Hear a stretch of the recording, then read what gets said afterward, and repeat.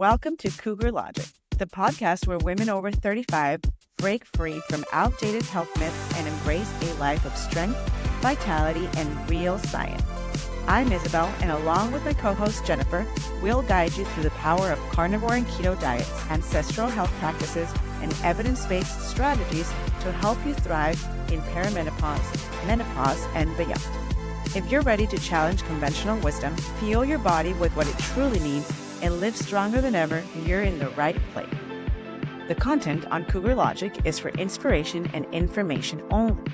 We are coaches, not doctors, and can't know your unique health history. Use this podcast to spark curiosity and work with a supportive healthcare provider when making health decisions. Your journey is your own, and we're here to cheer you on. What are you excited for? This episode, Yes, I feel like it's my favorite topic. this comes up so often. Like, I follow a lot of different groups online, and I'm in this like women over 50 group. And every once in a while, a woman will chime in and she's like, how come this group is entirely focused on weight loss, wrinkles, and belly fat? She's like, can we talk about something interesting like a book you read or a new hobby? Yeah. I mean, I feel a little bit bad sometimes that this is my favorite topic, but I like it. I like the stuff surrounding it. I like figuring out why some people can lose weight and some struggle so much. I like knowing, that it's like, if you do these things, it'll happen for you. How long it's really interesting to me, honestly. But I do feel bad a lot of times because it's like, okay, right? Like there's more to life than weight loss. And like 1 liter of water weighs 2.2 pounds. So you eat, you drink, you go to the bathroom, or you don't go to the bathroom, and the scale goes up and down, and most of it means absolutely nothing. Yeah. And then you don't want to lose muscle mass, bone density, hydration, connective tissue. Like we look at weight loss as just like, oh, like I lost something, so it's good. Well, no, not always.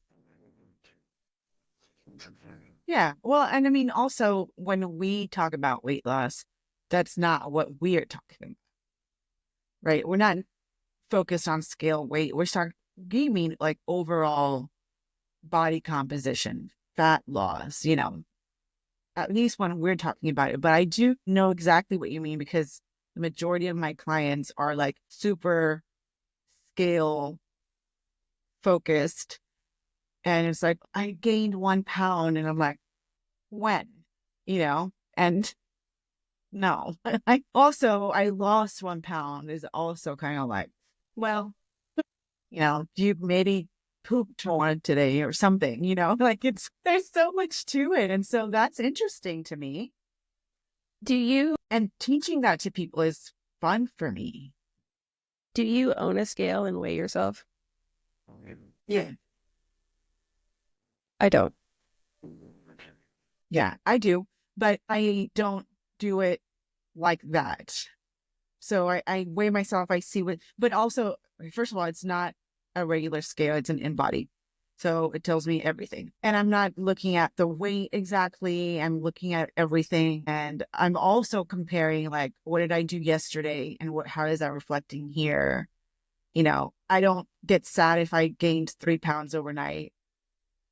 I don't get happy if I lost 3 pounds overnight. Like, it's just all just data. I'm just really like data. I take in all the numbers. I look at my sleep numbers daily, my recovery numbers daily. I look at my REMs. So that's why, to me, I also track my food. I like all that stuff. I don't know. I don't do that much work. I know. The thing that's interesting to me is most women, like if you were to comment on their weight or their body size or any of those things, like you're going to have an army of women that are going to come after you and be ready to fight. However, most of these women will go into their bathroom every morning, step on the scale, not like what they see, and then internally do that to themselves. I worked with a gal who wouldn't even look at herself in the mirror because she didn't like how she looked. And so like collectively, like we'll stand up for each other, but individually, we got to quit beating ourselves up. Yes. And also, no. Yes, right? Like you're absolutely right about all of those things. But also, we are severely unhealthily overweight. So we do have to care. You have to care, but, also recognize, I think a lot of women don't realize the world has been set up to make you overweight. And so if you have been following the government that no one trusts, which unfortunately is what your doctor has to stick to, and you're just, going through the grocery store, just eating whatever, or you're eating the low fat, or you're eating the sugar free, yeah, you're gonna gain weight. Yeah. But that's what they almost most people know. Yeah. And then I know you see it too. Oh, I'm only doing 1,200 calories. That's their nutritional requirement for a toddler. You're not a toddler. And that Yeah. is not going to work for you because it doesn't work for anybody long term. So one of the things that I try to get my clients to focus on is protein. So it's very difficult. I have realized that, and especially like in my job, because we have to stay away from like the super nuanced stuff. And it's mainly about helping them change their habits and, overall lifestyle habits, eating better. Let's start eating better. Let's start exercising. Let's start getting more sleep, right? Like, first of all. And so I try to focus on that and not give them so much of the nitty gritty because they don't understand it and it makes it harder for them. But one of the things that I try to focus on them with them is like, hey, let's increase our protein intake. It's going to help. It's going to help you not eat so much of the other stuff. It's going to help keep you satisfied longer. You're going to see results faster. And it surprises me, right? When they come back and they're like, oh my God, I feel so good when they actually do it. And they're like, you know what? You were right. The protein made me feel so much better. And even I'm surprised at how fast that happens most of the time. And I'm like, I didn't think they'd notice it that fast, but they do. And then a lot of times it's like, okay, what is protein though? They don't know that. So, we really have to go back to the super basic stuff when it comes to that stuff, to protein. I feel like so often when people want to lose weight, one, people think if it doesn't suck in some way, it's not going to work. That's why things like 75 hard are so popular, because if it doesn't hurt or if I'm not miserable, then people think like that doesn't work, which is not true. Health is actually incredibly simple. Health is incredibly simple, and it does not have to hurt as much as we usually make it hurt. And I can tell you that from personal experience. Like, I used to feel that if I wasn't drenched when I got out of the gym, I didn't do it right.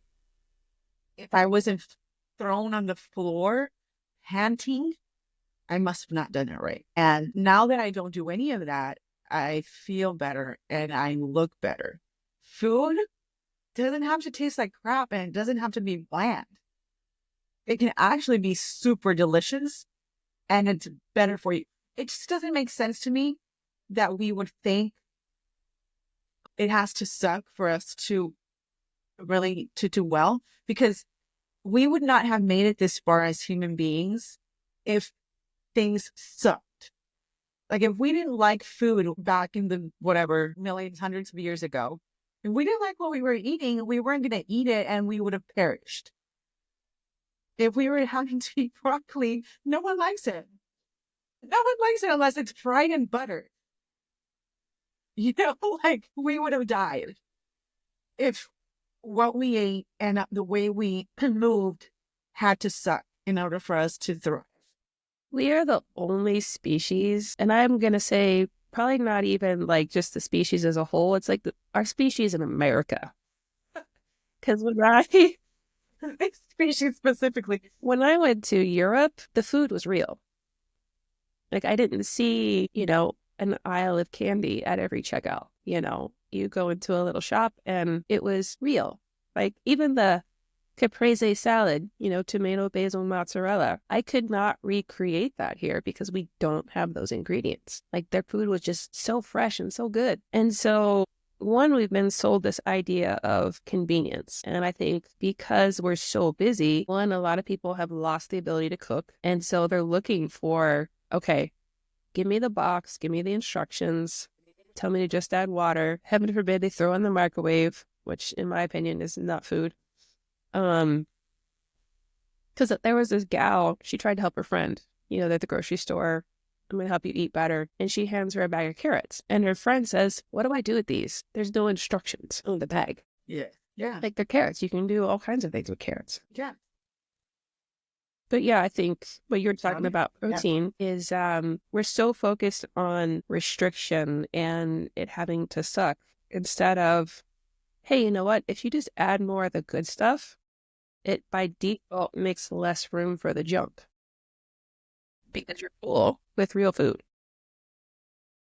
Yeah. That's one of the things that I'm constantly also saying is, nourish yourself, right? Because everybody's so focused on starving themselves, right? Like, I got to eat less. And it could be like mac and cheese, but it's got to be less. It's like, why don't you think about it? Like, flip that mentality for a second and think of, like, love your body, feel your body, nourish your body so that it feels good and it's happy instead of beating it up and not like feeding it crap. Of course, it's always unhappy and screaming at you and in pain because you're not giving it the food that it requires to feel good. And think about it that way instead of thinking about it in weight loss terms.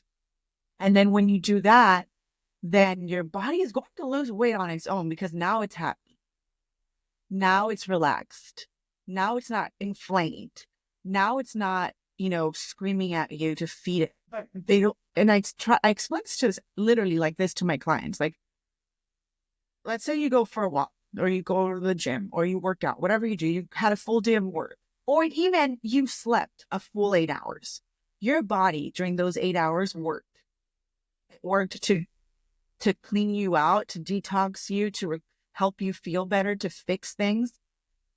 When you wake up, whether that's immediately when you wake up or 8 hours later, whenever you decide to break your fast, your body deserves nourishment.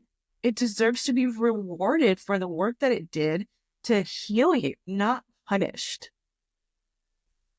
Yeah. by feeding it cereal And that's one or of whatever you're the, gonna. Yeah.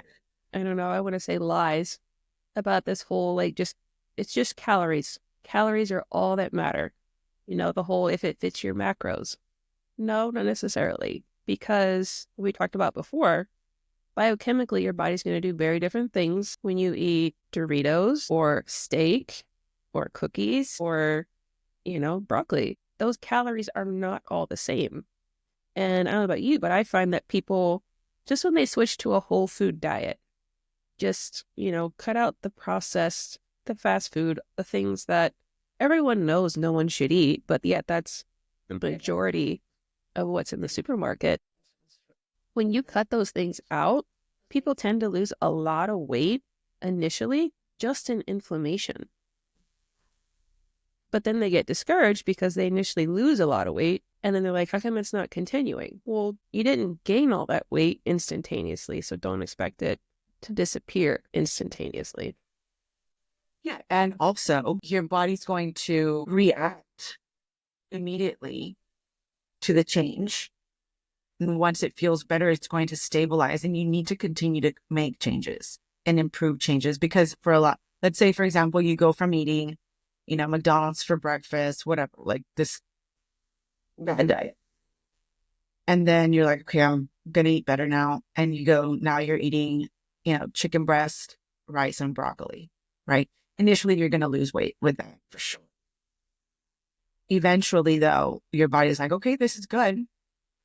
But, I need more, like, I need better. Yeah.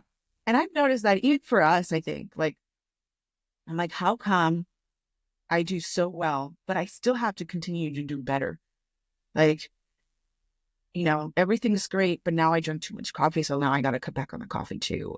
Now I need to not drink. Now I need to, because now your body starts to recognize, like, I don't want that. Give me the good stuff. And little by little, it recognizes more and more of what it does not want and tells you and you recognize what you do want. Yeah, for And so sure. you're always going to need to make improvements. Yeah, initially when you go carnivore, it can feel restrictive, right? And then I've finally gotten to this place where it's like, you know what? Eggs in any form, beef with some cheddar cheese on it, like, and I'm happy. But you know what I make? I make it often. And this happened yesterday. I get the beef chuck steak and I put it in the fridge with salt for a few hours, a day or two even. And then I'll cook it. And sometimes, I don't have time to sit down and eat or make myself something to eat. And there's nothing like it's so good to me. Pull it out, cut off a big chunk of like meat and eat it cold. And it's delicious. Like, and it took me literally no time because I didn't even eat it up. Yeah, I do that too. I'll make a whole bunch of hamburgers. It's your taste buds. Yeah, I'll make a whole thing. I call them meat cookies, just like a tray of hamburgers in the oven, so then you don't splatter up the kitchen. And then I just take them cold to work, and people look at me like I'm weird, and I'm like, whatever. But like that works for me, you know? Like, don't ever complicate it. But no, yeah. And I think has a lot to do with our taste buds too, right? When you're constantly eating all the overprocessed food, your taste buds need that. They expect that. It's almost like you have to detox your tongue before you can taste how good just food by itself tastes like. Well, yeah, I mean, that stuff has had a lot of those chemicals that are added to it are there on purpose to stimulate your appetite, to, light up Mhm. your brain. They basically have made you an addict. So it's almost like when you say to somebody, okay, don't eat any added sugar, don't eat any wheat for a week. And most people get this deer in the headlights look like, oh my gosh, like I'm going to starve. What am I going to eat? What do I eat? Talking about weight loss, I've been doing keyword research for a long time as a Mhm. blogger. And it was interesting to me. I went to those same tools that I've always used, typing in weight loss things to see what people are looking for. And almost everything that came back was for these GLP-1 medications for weight loss. And so it's a thing where people are looking for a quick fix, which, yeah, you'll lose weight. Part of that is muscle mass. And so the problem with that is if you're not eating enough protein and you're not lifting weights to maintain your muscle mass, when you stop taking that drug, you've essentially reduced your body's metabolic rate. So you're going to gain all the weight back plus a little more because you're now burning fewer calories. And so one of the things I don't think people realize is you're going to need to eat protein, you're going to need to lift weights while taking these. Well, that's the recipe for weight loss anyways. Eat more protein and lift weights. Plus, your body should already make GLP-1, which will happen when you eat protein, healthy fats, and fiber. So basically, real food, the thing that you need for any weight loss anyways. Mhm. Yeah, this GLP-1 thing, like I think a lot of people are trying to be open-minded about it. I just saw, and it's funny that you brought this up because I just saw Erin Powers talking about it, and she took it. No, I didn't. She mentioned that she was on a microdose, so she said something like 0.08, which is half of the smallest dose. And so she said she took it for 2 months, and she says she felt horrible, really, really bad. And so she stopped it. But her point was that she went into this experiment. You know how she's been doing experiments, like, N equal one experiments. So I guess this was one of them. She started to do it and she didn't like it.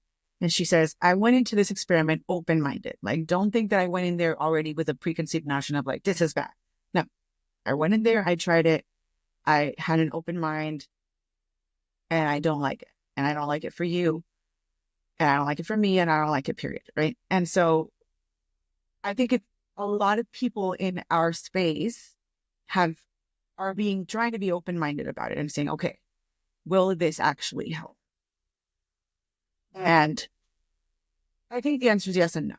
Like, I think if a person does it the way you were just saying, right, which is you're overweight, the GLP-1's going to help you maybe stick to your, like, okay, you're going to start eating right, right? You're going to improve your diet. You're going to get rid of all the processed junk food. You're going to eat protein and you're going to lift weights.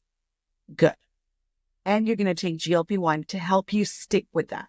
Because one of the things is like, right, most people struggle to stick with it because they have cravings and they want junk food and their body's used to receiving all this other stuff, right? So the GLP-1 will help them with that. And if they can accomplish doing that all together and eventually get off the GLP-1 and continue what they've been doing, I think that would be okay. Mhm. But the problem is that they're using it, and this is the doctors or the people, the provider's fault, right? Probably. That they're just giving it to them like they would give them any other medicine and not telling them, hey, this is what you need to do with it. Otherwise, you will gain the weight back. I have literally not very many people probably have clients after GLP-1, after they've been on GLP-1. I have one. Mhm. I have one. And for the most part, she's doing okay because she really watches her diet and she exercises and everything. But the reason she came to me is because as soon as she stopped GLP-1, she kept doing what she was always doing and she started to gain the weight. She says, I already put on half of the weight that I have lost when I was on GLP-1. And this was like maybe a few months afterwards. So it's still the same problem. Like you're still not learning how to eat and exercise and have a healthy lifestyle. So you're going to go back to it, just like you would go back to it if you got on a really good diet, right? Let's say you did keto for 6 months, lost a bunch of weight, and then you're like, yes, I hit my goal. Now I'm going to go back to being the way that I was. And yeah, you're going to gain the weight back. And it's not keto's fault. It's not because keto doesn't work. It's because you went back to eating crap and not exercising. Yeah, and that's the It's thing. going to happen. Like you see it in keto groups, paleo groups, carnivore groups, autoimmune paleo groups. Like people, they do it for a minute. They get to the weight that they want to be. And then they, for some reason, think they can go back to all the things that they were doing before that made them gain weight. So why are we so resistant to lifestyle change? Like, what is so hard Because about? it's hard. Is it really though? Like you and I know a ton of people. It's hard. I mean, well, on Jennifer, we've been doing it for 10 years, but yeah, it's hard for people who are just starting to make these changes. And it is hard for them to even begin to understand how things work. And also like, but cholesterol, Oh my gosh. right? Like, but that's the thing, like, okay, yeah. Like I've seen it a million times before.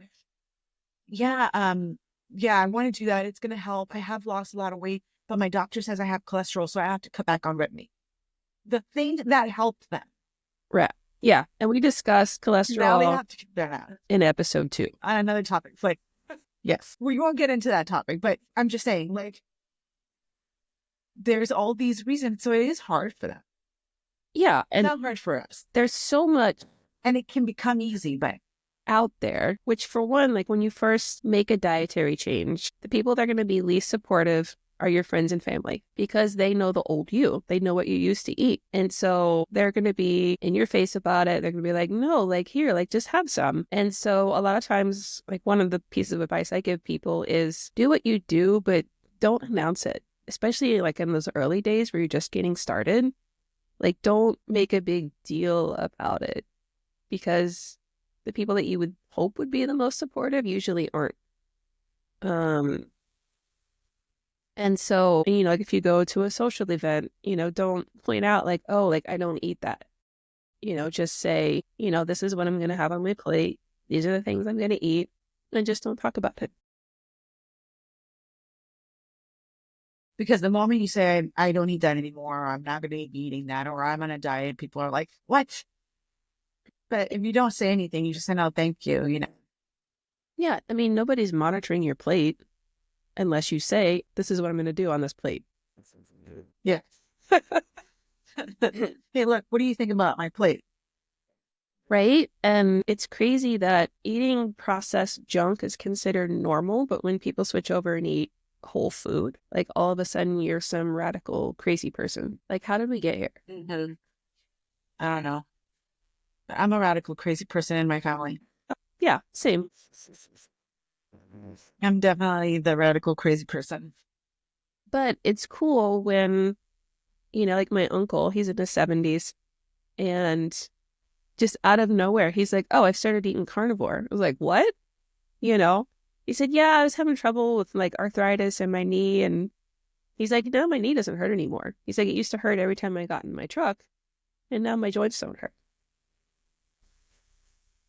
And so, you post things and you're like, I don't know, is anybody listening? And then people are like, oh yeah, like I Yeah. did this carnivore thing and like I feel amazing and I lost weight and my joints don't hurt. And, you know, Did I tell you what happened to me so I went to Mexico to a wedding.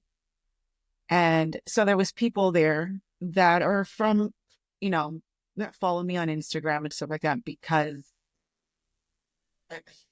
I don't know, they know me and we know each other. Otherwise we wouldn't be at the same wedding, right? Um, but I didn't know them. I didn't know this woman. And so I'm there in Mexico in this one place.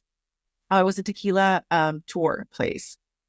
And this woman comes up to me with her husband and she's like, I knew it was you.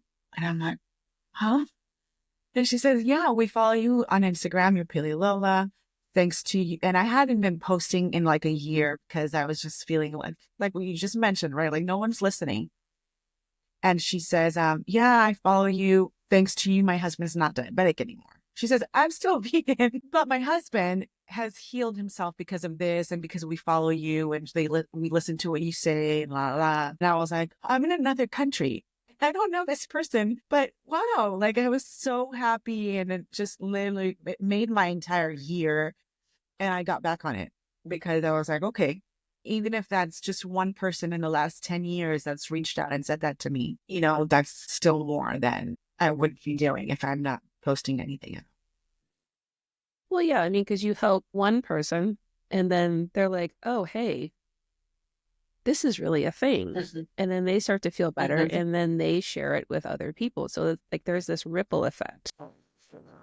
There was one thing I wanted to point out in the last episode. I mentioned high triglycerides could be a sign that you're losing weight because your body stores glucose. When those storage areas are full, the excess gets converted triglycerides and then gets stored as body fat.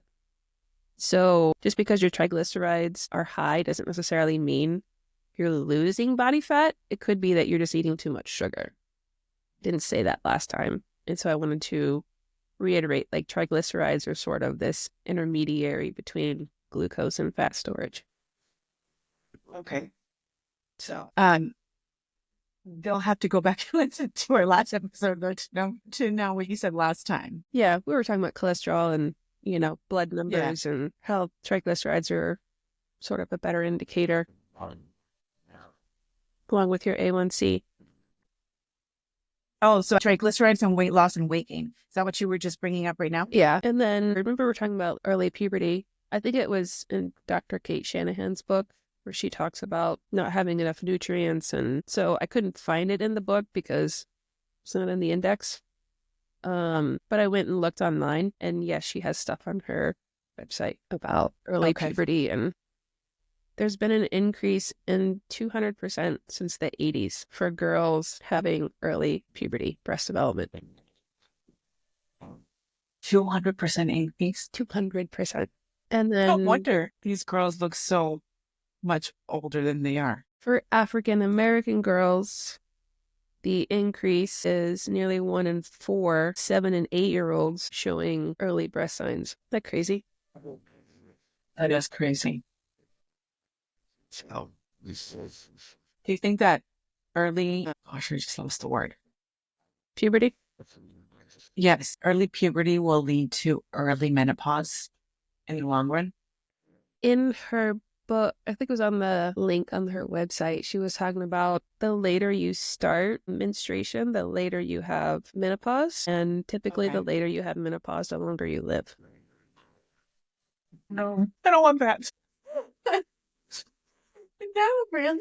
Yeah, I'll put the link in the show notes for what Uh, I'm talking about.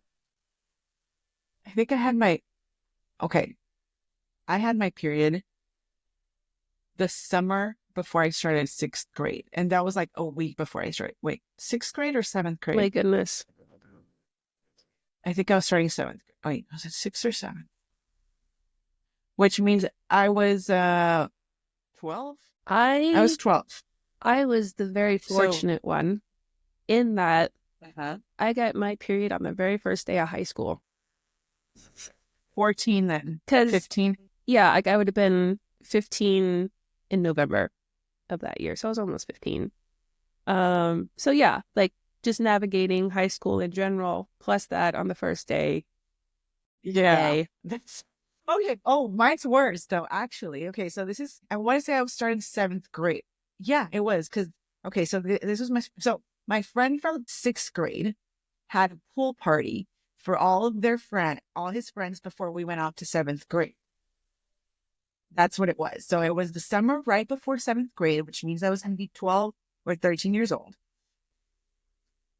And I show it to the pool party and I get my period for the first time. No. Why does it suck like that? That's terrible. Yeah, I had to explain to my son because he thought like, girls get their period and it's like a one-time thing. And I'm like, oh no. What do you mean a one time thing for like forever? No, he just thought like, I wish. you get it and you're done. I'm like, well, wouldn't that be nice? I was like, no, this is like every 30 days.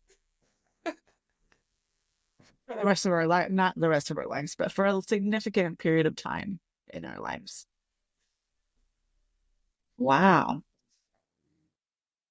that's crazy.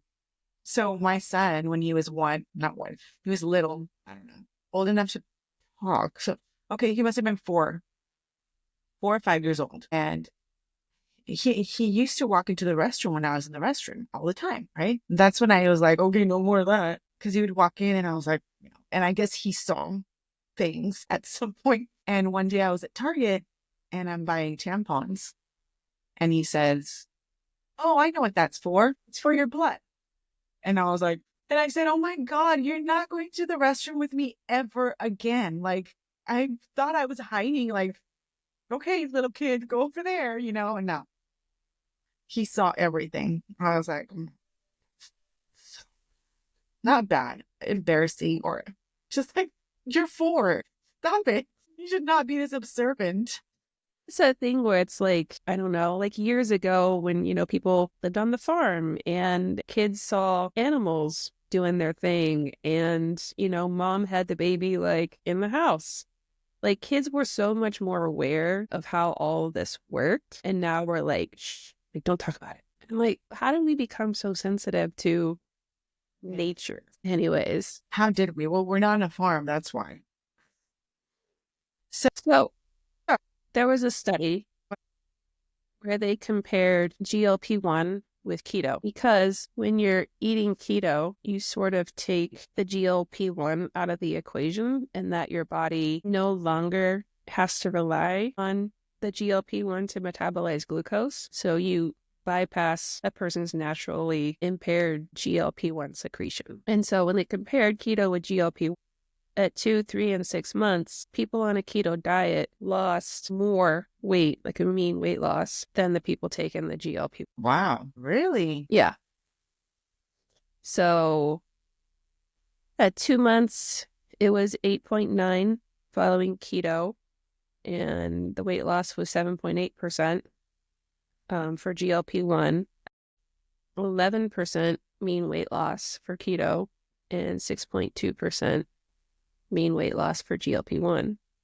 But then at 6 months, it was 13% for keto and 11.5% for GLP-1. Now, Okay. keto, like, I don't think this study really went into Were they doing artificial sweeteners, or, were they eating, as I call it, air quote, keto ice cream, which isn't, in my opinion, keto. Mhm. So, like, those nuances aren't there. But even then, it still shows whatever version of keto they were doing, they had more success. Interesting. Well, that's good. But it's still, I guess, so it was even faster then, which is good because that's one of the reasons I think that GLP-1 is so popular is that people see results fast. Mm-hmm. And people see results fast on keto too, for sure. But the problem is long term, if they're not doing it correctly, that fat loss can stall because there's definitely an incorrect way to do keto. Yeah, For there's a sure. lot of dirty keto out there. And I would say most things in the grocery store that are labeled keto are not keto. Definitely. Yeah.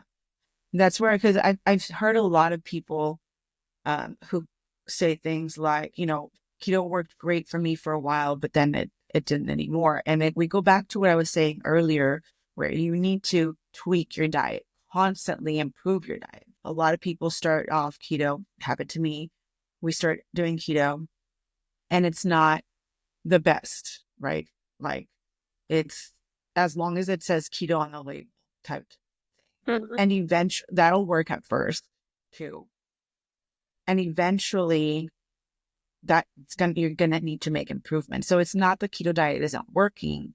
It's that you're not doing not that you're not doing the right keto diet, but you're not doing it right, period. Right? Like keto is not just about eating what says keto on the label. It's not about eating low carb tortillas that you find at the grocery store that are full of crap, like literally full of crap, like keto bread, because they have that now. Like there is tortillas and bread that's keto But they're at the not. grocery store, and it is not keto. It's not Like keto. It's like the keto ice cream. it's not keto. They went in and they No. added fiber and they added sugar Yeah. alcohols so that the net Yeah. carbs would be low, so that they would tell you that it's keto, which, Right. if that doesn't upset your digestive tract, then you must have intestines of steel. Yeah. So like the net carb situation, that's one of the things, right? Like most people count net carbs. No, not net carbs. Yeah, Yeah, net net carbs. carbs. So after they remove the fiber, and I don't think that like you should be counting total carbs, period. And that's more closer to a keto diet. Also, you're talking about the keto ice cream, which you're right, it's not. And I love it. And I don't buy it, but sometimes I'm like, okay, just once. And it's terrible. It always messes up my stomach really badly. And you definitely don't want to keep it in your fridge to have a little bit on a daily basis. Like, just don't. What's the thing of, if you're trying to break old habits that have led you to Mhm. this health that you don't Yeah. like, if you keep the stray cats around and you keep feeding them, they're going to keep coming back. And so Yeah. I don't know if you've ever done like a Whole30 or like the Fed Up challenge, where you avoid all added sweeteners for, 2 weeks. Initially, yeah, you're going to have those sugar cravings. And then one day, this is what happened to me, they were just gone. Like they just disappeared. And it's like, hey, like, what's the big deal? Like, why was that so hard for me? And I think a lot of people, that's why I don't like cheat days initially, because you never really break the habit. You never really Mhm. change your biochemistry, because sugar is just as addictive as cocaine and heroin. That's why they put it in Mhm. everything. Mhm. And in our free download that we put together for this episode, we give you more than 250 names for sweeteners, because they are seriously everywhere. Seriously. 250 names for sweeteners is so much. What's like, people will look at it like, oh, like it's sweetened with apple juice. Apple juice concentrate has more fructose than high fructose corn syrup, which sets the stage for non-alcoholic fatty liver disease, type 2 diabetes, and weight gain. What I really have one of the things that I have noticed on the carnivore diet more than I ever did on paleo, more than I ever did on keto, is that lack of cravings for Yeah, it's just, Like it's not there. with the carnivore diet. Yeah, with the carnivore diet, they're gone. Like I do not need ever am I like anything at all. But with the paleo diet, again, because there's just so many ways to make the paleo diet, I always wanted more sugar or some sort of sugar, or I would make like, you know, paleo brownies on a daily basis and think that was okay. Keto diet can also, because if you're still using sweeteners again, and with the carnivore diet, it's a lot harder to do that because there is nothing unless you're doing like honey or something, which by the way, I bought this jar of raw honey the other day to make, I was making my son Courtney Luna's carnivore cake for his birthday. Mm-hmm. It's delicious. It's eggs with cream cheese. And that's what makes the little, like almost like little crepes. And you stack them up and then you make whipped cream with just heavy cream and some vanilla. It doesn't have any added sugar, but I wanted to make it a little bit sweeter for him, so I bought raw honey. It's the most delicious thing I have ever tasted in my life. I mean, the jar is in my pantry, and literally it's almost like caramel. It is so freaking good. I'm like, I was putting it in there and I tasted it and I was like, what did I buy? It's so good. I had never tasted anything like it before in my life. It was so good. It's dangerous. It's dangerous. I will never buy it again. I always tell people, like, if you're going to do a sweetener, do a real one. Like raw honey, maple syrup from an actual tree, not the corn syrup. Because there's a quote that I actually put in our book from Dr. Mark Hyman. Let's see, it's in my notes here. His advice is to give up stevia, aspartame, sucralose, sugar alcohols like xylitol, maltitol, erythritol, and all the other heavily used and marketed sweeteners unless you want to slow down your metabolism, gain weight, and become an addict. That's from a doctor. Become an addict. That's it. Which is true because, yeah, we talk about in our little book that I put together is, what is it, 3? Yeah, you want to cut out like all the sweeteners. Like just cut them out for a while, a good 30 days. I don't think 30 days is enough. You don't think so? No, because you'll just add them back in afterwards and you'll go right back to where you started. I think you should cut them out for good. And then, so like, for example, and I feel kind of bad sometimes using myself as an example because I know that it's like not the norm.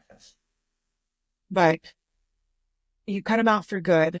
And then once you're at a point like where we are right now, and the other day that I bought this honey and now this honey is like, wow, it's amazing. But you're already at a point where it's like, it's okay. Like you can taste it and it's delicious and it's the most amazing thing I've ever tasted in my entire life. And it tastes great on meat also, by the way, but I can stay away from it because I'm at that point.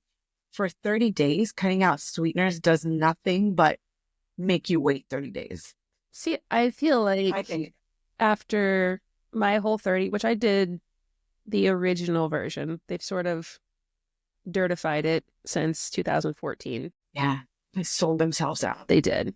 But it was no added sweeteners. You couldn't make, the paleo brownies, nothing that resembled, a dessert or a baked good. There were no potato chips, like potatoes, unless you were going to have like a baked potato, like that was off the table, no dairy. And after that, when I tried something, I think I ordered a green tea at a coffee shop and I had asked, like, is there sweetener in there? And she's like, well, it's naturally sweet.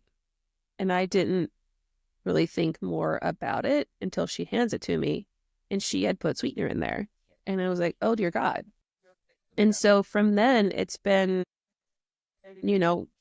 things that are sweetened for regular people are disgusting to me. Like they just have been, because I'm like, how can someone eat that much sugar? It's crazy. It literally hurts my teeth. And yeah, like you're right. But those things, like the 21-day sugar detox, I never did the whole 30, but I did the 21-day sugar detox, she also sold out, by the way. Talk about that later. But I did the 21-day sugar detox, and that it never worked for me. Like I would cut it out for 21 days and then eat it again afterwards. So I honestly think that the best way to get rid of sweets is to get rid of sweets altogether for good. Any kind of sweets, including artificial sweeteners, including raw honey, because I believe the moment like the raw honey, it's there. And in my back of my head, I know it's there all day long. I know it's there. Really? And I just want to go in there and get another spoonful. That's how I react to sugar every single time. Now, because I know this and I am where I am in this, I know this and I'm able to just ignore it. And I know that if I ignore it a few days, the sugar cravings go away altogether again.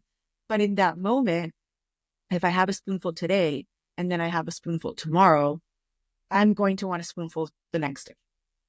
For sure. Like I will totally That's how I am. agree with that. The more sugar you eat, the more sugar you want to eat because your body burns through it so fast that it's kind of like, oh, I need to eat again. And so part of getting over sugar is recognizing that, like, okay, like I'm craving something sweet because I just ate something sweet. And instead, I'm going to eat eggs or beef or, a bag of green beans or something Exactly. that's not sugar. Exactly.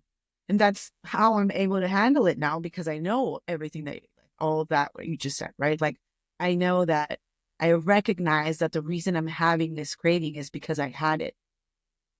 And it'll go away if I don't have it at all, if I ignore it. But if I respond to it, then I will want some more. But most people don't do that. And that's why the 21-day sugar detox didn't work for me. It worked for the 21 days. Then day 22, I had something sweet. Day 23, I had something sweet. Day 24. And even now, if I were to start unconsciously just putting honey in all my food, little by little that grows and it trickles. Mm-hmm. And little by little, next thing you know, I'm eating a lot more of it and not understanding why I'm not feeling well, why my joints hurt, why I'm breaking out. And if I look back, I'm like, it's because it's been trickling. It's been growing. I've been eating more and more. Well, that and one, women especially, like we get into this like portion control and basically just not eating enough. Like we're counting calories, we're limiting like how much food we eat in one sitting. And when you're hungry, that's what you're going to crave.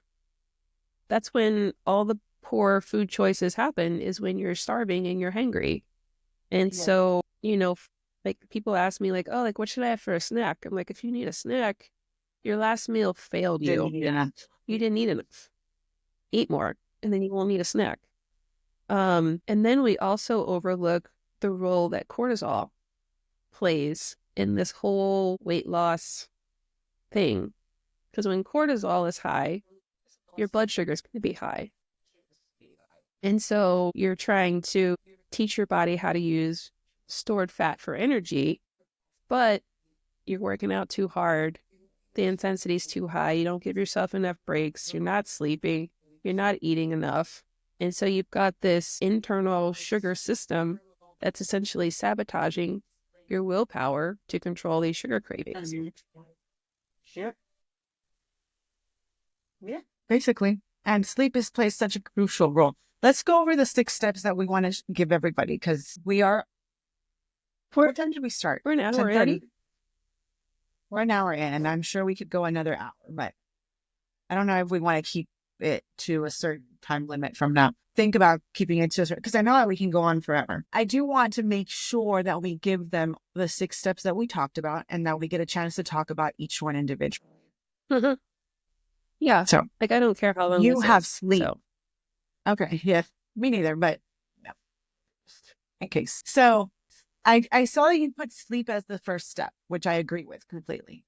That is the first thing. That's the first place I start all of my clients. Like the number one thing, because your body needs sleep for everything. You need it for weight loss. You need it for your hormones. You need it for your brain. You need it for healthy aging. The first thing you got to do is you got to get your sleep on track. And so I think a lot of people sign up for health coaching and they think I'm going to tell them to eat less and exercise hard. And that is not what I do. The first thing I say is go to bed, because they've Yeah. shown, there's a study, which I'll put again in the show notes, those with weekday sleep debt, you're 72% more likely to be obese. For every 30 minutes of weekday sleep debt, after 12 months, your risk of obesity goes up 18%, and your risk of insulin resistance, which is type 2 diabetes, goes up 41% from missing 30 And heart minutes, disease. 30 minutes of sleep. Yeah. Yeah. What I always, it's insane to me how little people realize the sleep deprivation that they're putting themselves through. It's like the majority of my clients, well, what time do you go to bed? 1. Or it's That's when I was 18 years old and partying. I got up Like, at 4:30 to go exercise, too hard. when then they get up. Okay, so that's where I was going with this. Like, yes, they go to bed so late and then they're like, but my only time to exercise is at 6 in the morning, but I'm too tired. And I'm like, okay, let's talk about this for a second. Why do you think you're too tired at 6 in the morning after you should have slept 8 hours already? They're like, well, and I'm like, what time are you going to bed? Like 1. It's like, okay. Why do you think you're so tired then in the morning? Why can't you get up to, you would be able to get up to exercise if you had enough sleep. Oh, I guess that makes sense. And then they'll start doing it. They'll get 1 more hour. They struggle so much to go to bed earlier. It's insane. And then, but when they do it, they're like, I do feel so much better. I have a lot more energy. And I'm like, yeah, because you weren't getting nearly enough sleep.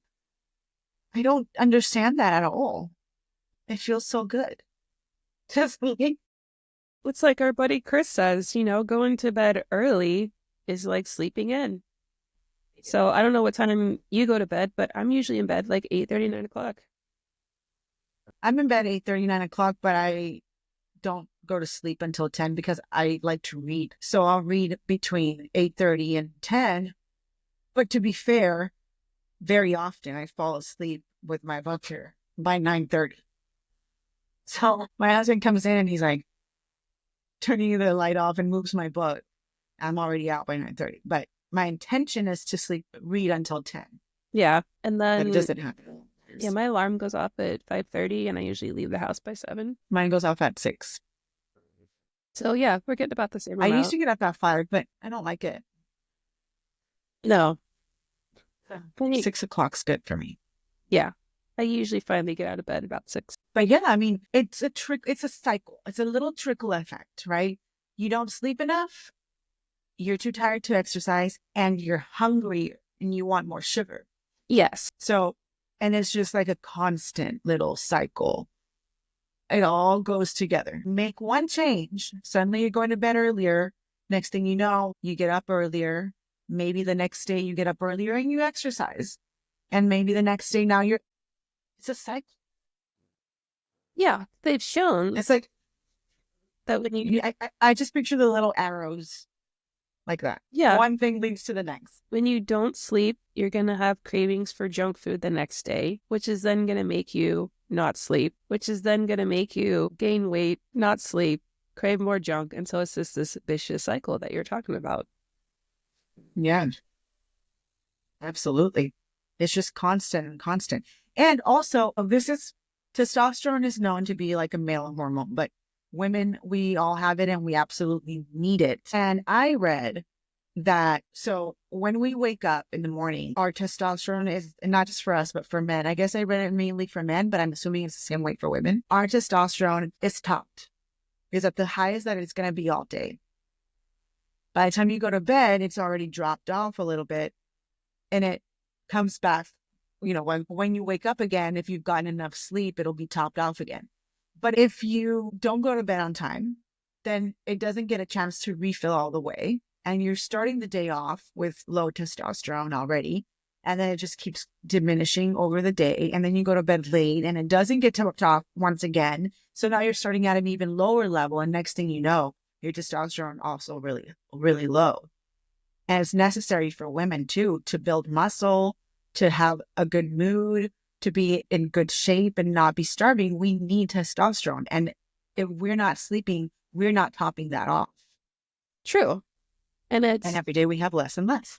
when you're not sleeping, your cortisol is going to be higher too, which is especially important when you're in perimenopause, menopause, because if your body's stressed, making a bunch of cortisol, it's going to have less capacity to make the other hormones that you need. And it's going to be causing you more stress and making you hungrier too. Like you want more food, you want sugar. Mm-hmm. Yeah. So sleep is essential. Like I think you hit the nail on the head. Not very many people would have put that on first, but that's why we are on this podcast together, because you go to bed first. And that honestly, like that is the number one thing that you have to do first before you can get anything else right, is aim for 8 hours of sleep a night. Quality sleep, a cool room. Quality sleep, which comes. The thing is that'll come. It comes. And I don't think it happens right off the bat. No, as you make diet changes, sometimes your sleep may get worse before it gets better, because especially if your body is very sugar dependent. So they always say eat your carbs later in the day, because that can help you sleep. Because otherwise, if your body's looking for sugar in the middle of the night, the way it does that is it releases cortisol. Well, cortisol is also the hormone that helps you wake up. And so at night, if you're feeling hungry and you're not sleeping, it could just be because your body's looking for sugar, for energy. So, have, I don't know, a sweet potato or an apple or something with dinner until you sort of get your body off of that sugar track. Okay, I was going to ask about that.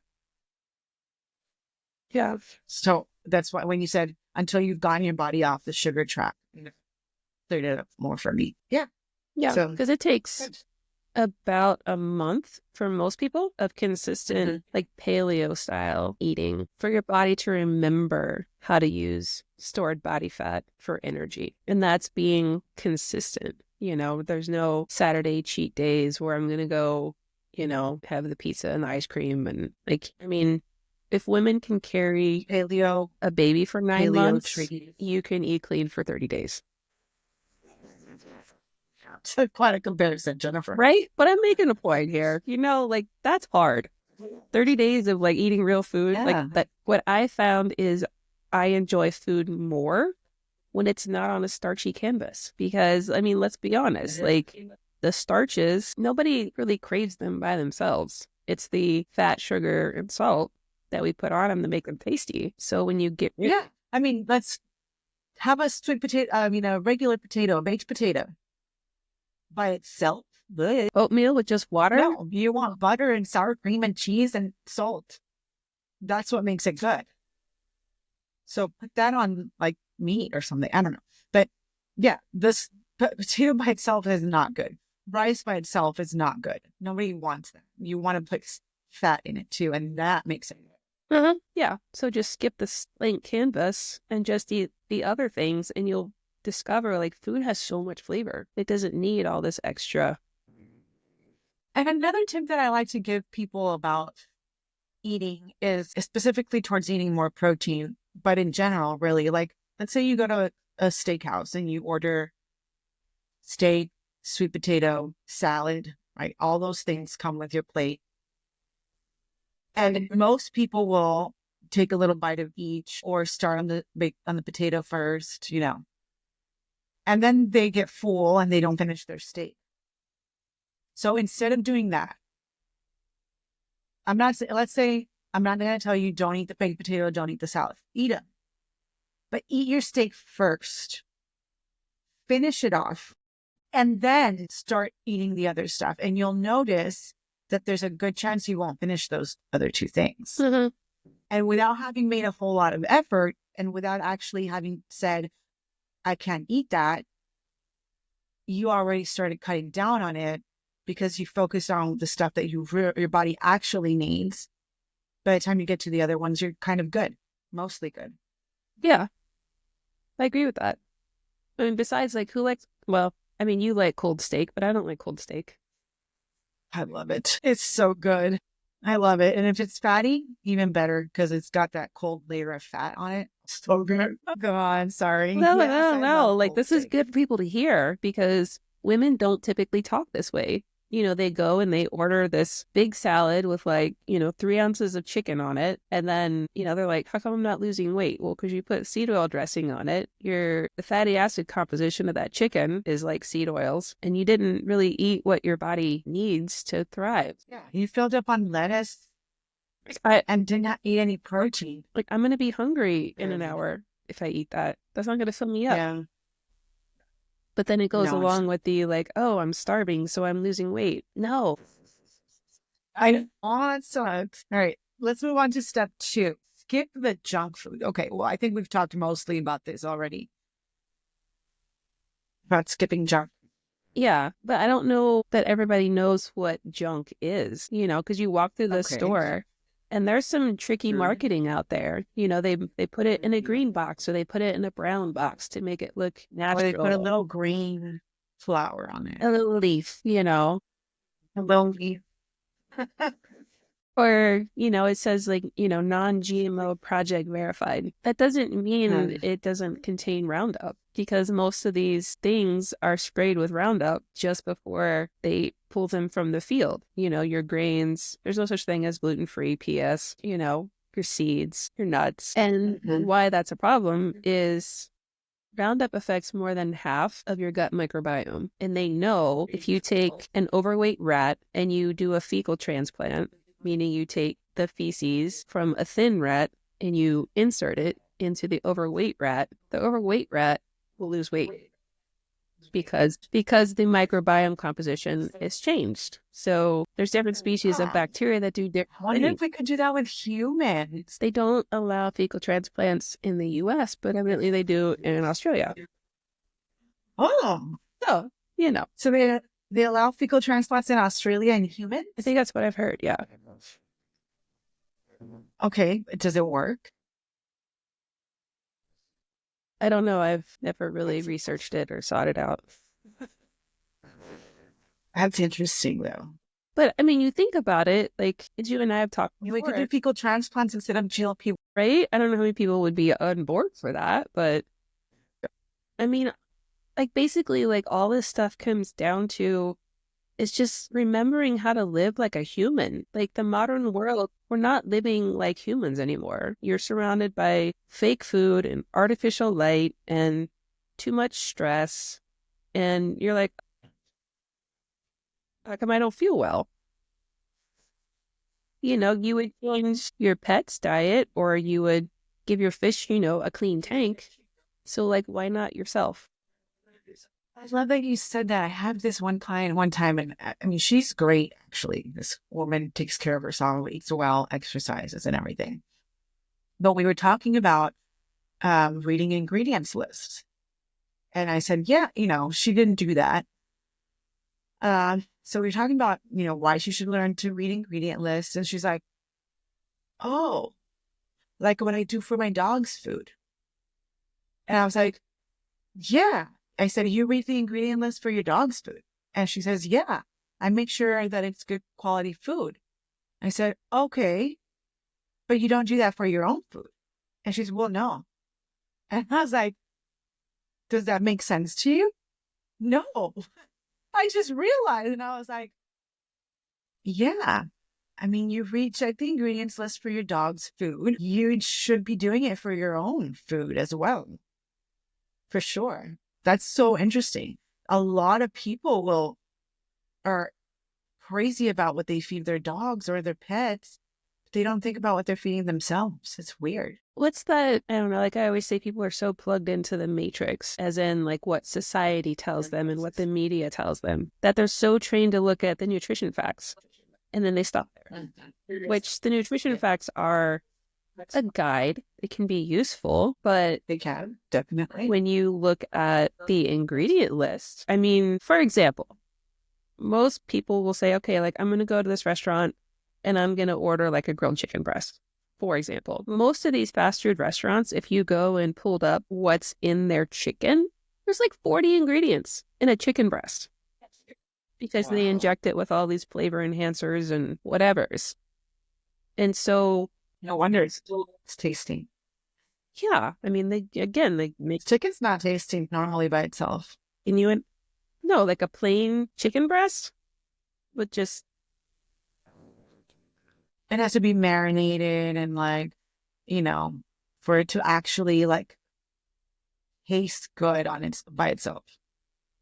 yeah, I mean, just plain chicken. Like if you took a chicken breast And put salt on it. and put nothing on it and like, say you poached it. So there's like really like no fat, there's like no seasoning. It's kind of gross. Yeah. It's not good at all. Hmm. Um, so the whole, you're right. Like most people won't know what junk food is. They know they have to eat vegetables and fruit and vegetables. That's they like they know that, and even that to me is wrong. But let's just go with the norm and say, okay, you're gonna eat fruits and vegetables, and from there they don't know anything else, right? And I usually tell people to stick to the perimeter of the store as much as possible. Granted, I go into the aisles from time to time for certain things, but mainly like cooking fat and you know tallow and stuff like that. But for the most part, you stick to the perimeter of the store. And so you're going to do your fruits and veggies. You're going to do your fish aisles next. And then it's the meat section. And then further down, you'll have cheese, bacon, dairy, eggs, right? And so you go, and you're good. Maybe you go into the aisle for salt, right? And some tallow, and you're done. What's like, as Jamie Oliver says, real food doesn't have ingredients. Real food is ingredients. So one of the things I put in the free download for this week is there's a paleo food shopping list, and then there's also one for carnivore. And so basically, like if it has an ingredient label on it, one, you want to check those ingredients and you want to make sure they're things that you would buy for your kitchen. So no one is going to buy something like BHT for their kitchen. Right. Like nobody has, what's one of the chemicals in these foods? Mention one. Let's say maltodextrin. Okay. Nobody has maltodextrin in their pantry. Like I would never buy that.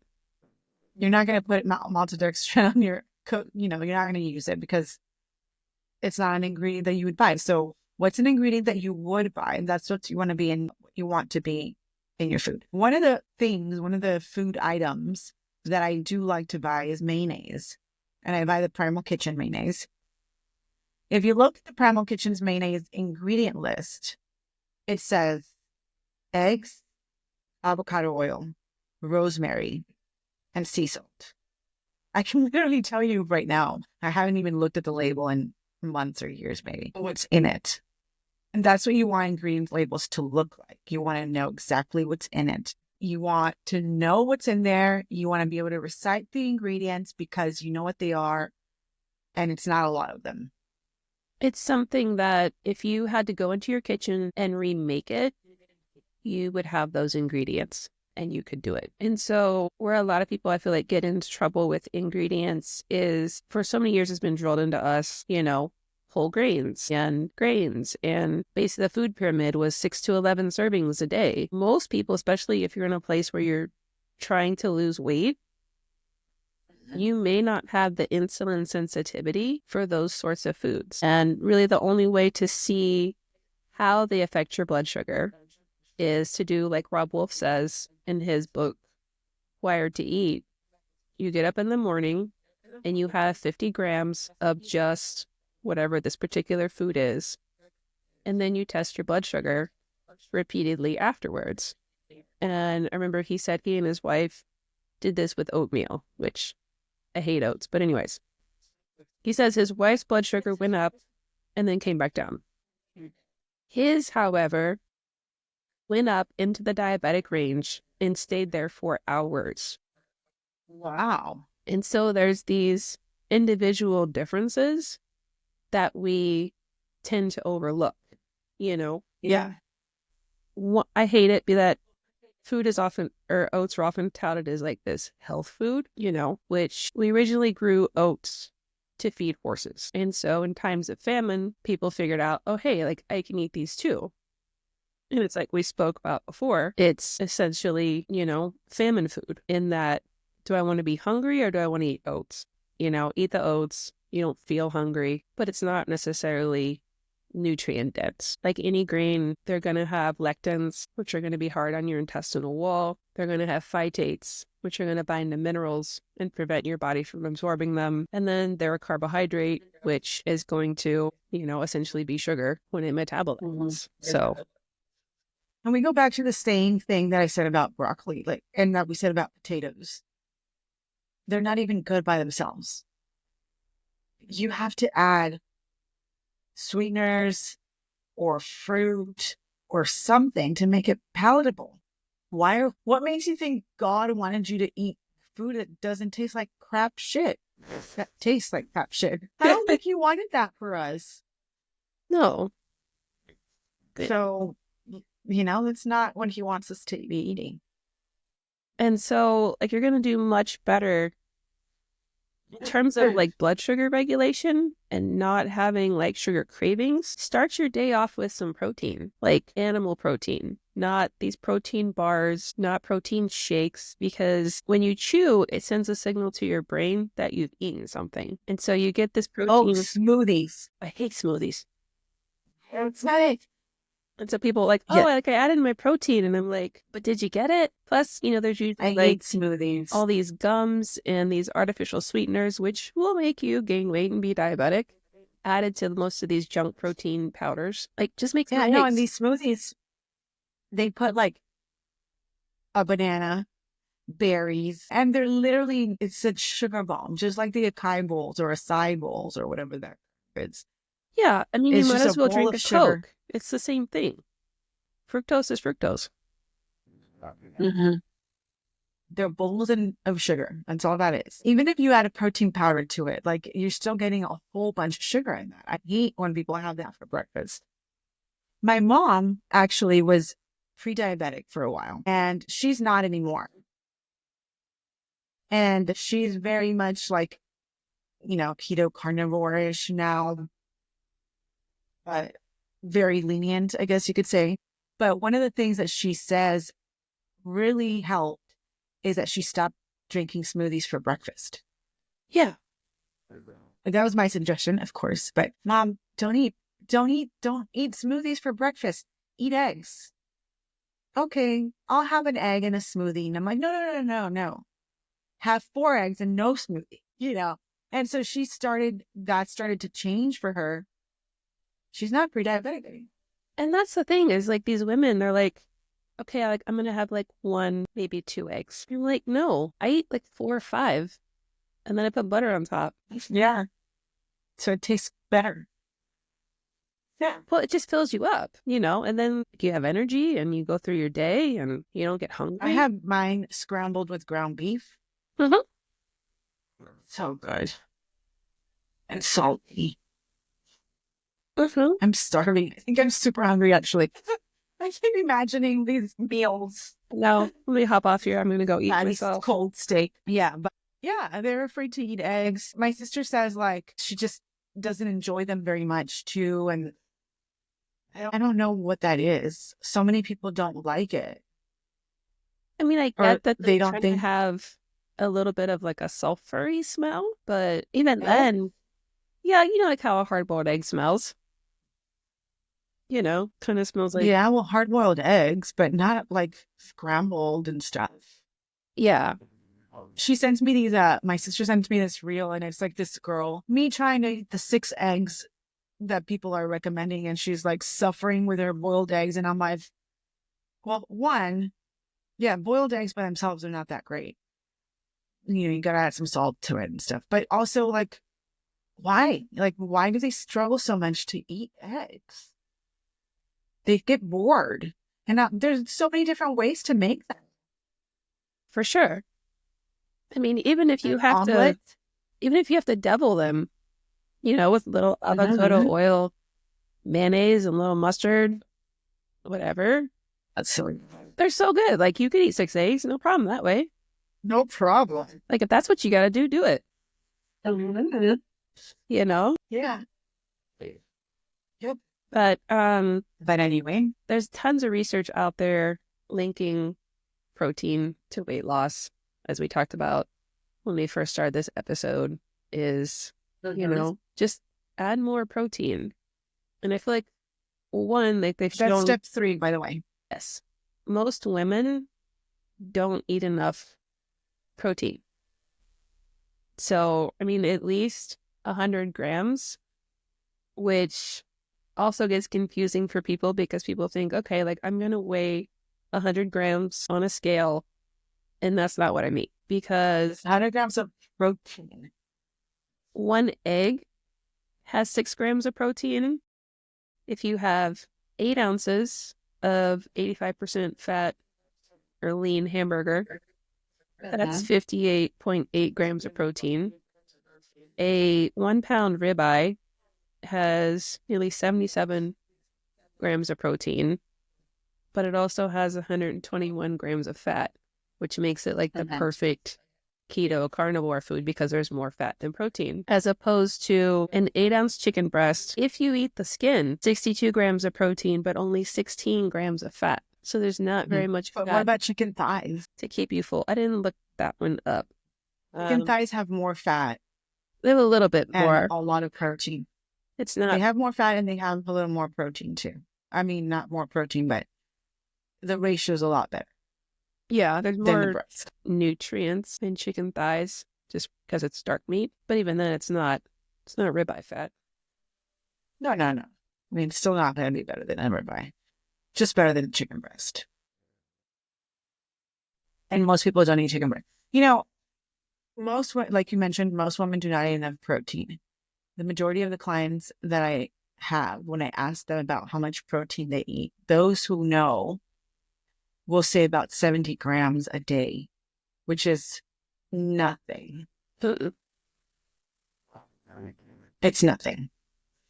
No, a lot of the doctors we follow, they say you want to eat 1 gram per pound of lean body mass or whatever your goal weight is. So I weigh 165 pounds. I aim for 1.5 to 2 pounds of meat. I weigh 160 pounds and I eat 160 grams of protein a day, which is about 1.5 pounds of meat, depending on what meat it is. For sure. And those numbers fluctuate based on, your activity level. Can you imagine telling a woman? I mean, obviously that's what we do, but going to like just any random woman and telling her, you need to eat 1.5 pounds of meat a day. Most people are like, what are you talking about? 1.5 pounds? It seems crazy to them, and it's not. It's actually really easy. I actually made a reel about this. It was like, okay, you count calories. I count pounds of meat I eat in a day. Like, we're not the same. No, we're not the same. Yeah, me too. I don't count calories. I count protein intake mostly. But yeah, okay. So protein is super important. You find protein in fish, animal products of all kind, like all animals. So beef, chicken, pork, elk, Mhm. any animal that you want, that's where you'll find protein. Eggs, milk, and cheese have protein depending on the kind of milk and the kind of cheese. I love Parmesan cheese. It's literally 1-to-1 ratio of protein and That's awesome. it is awesome. It's so good too. 1-to-1. That's so good. That's a good For ratio. cheese? Yeah. Yeah. That's good. Because a lot of other time, like other cheeses most cheeses will have higher fat content than protein content. And this one's 1-to-1. I like 1-to-1 ratio. Eggs, milk, we mentioned. Cottage cheese, very good amount of fat and protein together. Yeah. I always look for, like the double cream or the, full fat for sure. Like never do I buy a low fat. Have you ever scrambled cottage cheese with eggs? I have not. God, it's so good, Jennifer. You need to do it. Whip them up together and then cook them. They're like so fluffy and creamy and highly recommend. All right, I'll do that when we hop off here. So the reason why protein is going to help is you need protein to build muscle. Muscle gives your body an extra place to store glucose in the form of glycogen. So it's going to help with your blood sugar regulation. The more muscle you have, the longer you're going to live because they've linked life expectancy with muscle mass. And as you're lifting weights, building your muscle, you're also going to strengthen your bones, which also need protein to be strong and healthy. That's a good point, the bone density thing. Because there is no better way to strengthen your bones and avoid osteoporosis than to lift weights. Yes, combined with good nutrition, Obviously, it's Yes. combined with good nutrition. But like I had somebody asked, I was doing a webinar for my job, and somebody on the chat asked about that machine. There's a machine that you stand on and it vibrates. What's it? Do you know? Have you heard of it? I've heard of Have you ever it. seen it? Yeah, I can't think of what it's called. And I had no idea what it's for. Turns out it's for bone density. I don't know. Imagine, to get your lymphatics flowing as well. But yeah, that's what I thought. It was more like a lymphatic, helping to drain lymphatic thing. And I imagine kind of like maybe helping with like cellulite. I don't know. That's kind of what I was thinking. But it turns out it's for bone density. And I'm like, oh, well, that's interesting. But you can also do that by doing this. So anyway, that's just one. Thought that was funny. And circling back to this whole calorie thing, one, like your 1,200 calories, because see people in the carnivore group, they're like, I'm doing 1,200 calories on carnivore. And I'm like, why?